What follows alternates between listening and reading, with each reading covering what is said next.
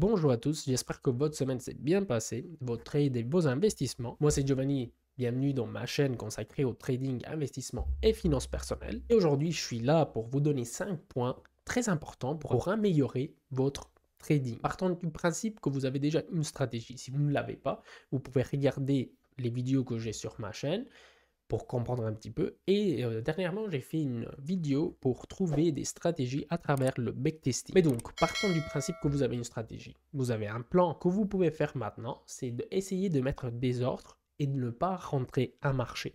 Souvent, quand vous rentrez un marché, il peut y avoir des émotions. Peut-être que vous avez vu une bougie qui a pris le 2% et vous voulez suivre le mouvement. Et donc, pour éviter ça, mettez des ordres. Vous dites, comme normalement votre stratégie devrait dire de faire, si ce scénario se produit, je vais suivre, ou je vais acheter, ou je vais vendre. Donc, mettez des ordres, mettez un take profit et un stop loss, et ensuite vous pouvez même fermer votre ordinateur et contrôler quelques moments après, selon le time frame où vous travaillez. Là, les 3 quarts du temps, va vous donner un meilleur prix d'entrée. Dans des stratégies, c'est essentiel, comme par exemple le scalping, l'entrée est le point clé. L'entrée est le point plus important dans le scalping. Si vous voulez, je vous laisse la vidéo avec une de mes stratégies pour le scalping. Et donc, va également mettre de côté vos émotions. Deuxième point, la patience. La patience est fondamentale. Être patient et de ne pas absolument vouloir ouvrir des trades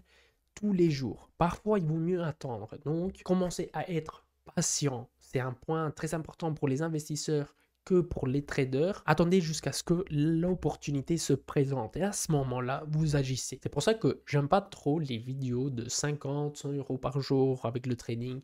Ce n'est pas réel. Il y a des jours où vous allez faire 300, façon de dire. Il y a des jours où vous allez faire 20 euros. Il y a des jours où vous allez même perdre de l'argent. Ce n'est pas, on ne le contrôle pas. Ça, c'est pas quelque chose qu'on peut contrôler. Donc, apprenez à être patient. N'essayez pas tous les jours d'ouvrir et fermer des trades. Vous allez perdre de l'argent. Si vous ne le faites pas, vous ne perdez pas d'argent. Donc, vous êtes supérieur en 99% des traders. Et ensuite, vous allez arrêter de donner des frais aux exchanges parce que c'est eux qui gagnent le plus. Qui nous amène au troisième point. Donc, arrête de trader avec ton téléphone. On l'a tous fait, je sais, au début, on croit que peut-être on peut faire du trading où on veut et tout. Arrête de faire ça, traite ça plutôt comme un métier, parce que c'est un métier. On ne s'improvise pas mécanicien ou on ne s'improvise pas comptable, parce qu'il faut étudier. Aujourd'hui, on a l'opportunité avec Internet, si on sait bien faire les choses, de trouver des informations, de se former, d'acheter des livres et des trucs comme ça. Voilà, donc d'apprendre, mais il faut que tu traites ça comme un métier. Mets-toi dans ton coin, analyse les probabilités, les risques, que veut dire pour toi une opportunité, et quand cela se présente, tu seras prêt à agir de conséquence. Là aussi, ça met des émotions. Quand tu trades avec ton téléphone les 3 quarts du temps, c'est parce que tu as vu quelque chose et alors tu vas rentrer absolument. Non, arrête de faire ça. Et dire après quelques temps que je fais du trading, c'est pas avec l'opportunité que tu as vue avec ton téléphone que tu vas changer ta vie. Donc, plutôt attends, rentre chez toi, regarde mieux, mais ensuite prends des décisions. Quatrième point, surtout si tu es au début, si tu ne maîtrises pas le trading en spot et que tu es déjà rentable, tu peux passer aux produits dérivés. Mais si tu es au début, ne commence pas par les produits dérivés. Par exemple, les cryptos sont beaucoup connus pour leur volatilité, mais c'est seulement une fois que tu as maîtrisé cette volatilité que tu peux en bénéficier. Sinon, tu vas perdre de l'argent encore plus rapidement que tu puisses le faire. Donc, maîtrise d'abord le spot, le trading spot, si tu trades des cryptos. Sinon, si tu trades des autres actifs, ben, utilise des effets de levier vraiment très très faibles. Par exemple, x2, x3, x4, juste pour comprendre le mécanisme.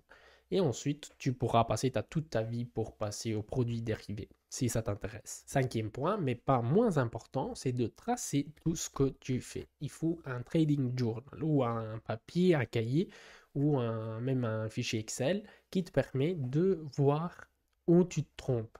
Parce que si tu n'es pas rentable, ça veut dire qu'il y a un problème. Et ce n'est pas forcément ta stratégie si tu en as une.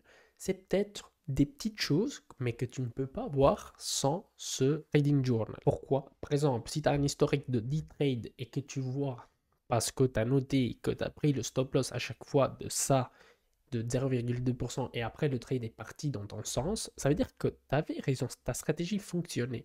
C'est juste qu'il faut que tu laisses plus d'espace au trade pour respirer. Donc de la tolérance à ton trade pour qu'il puisse exprimer la stratégie.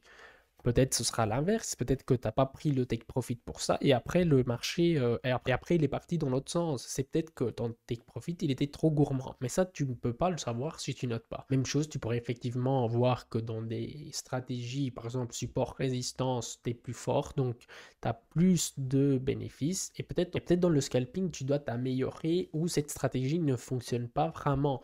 Donc, tout d'abord, je t'invite à voir ma vidéo de l'une de mes stratégies pour le scalping.